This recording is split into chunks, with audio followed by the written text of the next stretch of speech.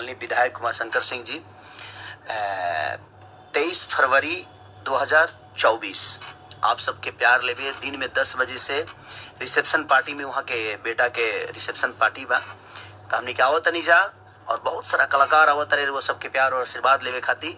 तो उमाशंकर भैया के भी अपन प्यार और आशीर्वाद दी, वो दोनों बच्चन के भी आशीर्वाद और प्यार दी, ओकनी के जीवन की शुभकामना खाती बस आशीर्वाद दी। और हम आ रहल बानी ग्राम खनही और जिला बलिया।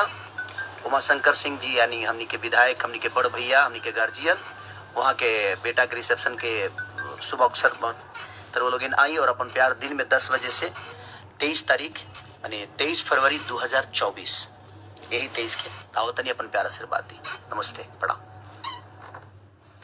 नमस्कार, प्रणाम। मैं हूँ काजल राघवानी और मैं आ रही हूँ आप सबके बीच में विधायक उमाशंकर जी के बेटे के रिसेप्शन में सुबह 10 बजे ग्राम खनवर जिला बलिया 23 फरवरी को। आप सब जरूर आए और अपना ढेर सारा प्यार और आशीर्वाद दें।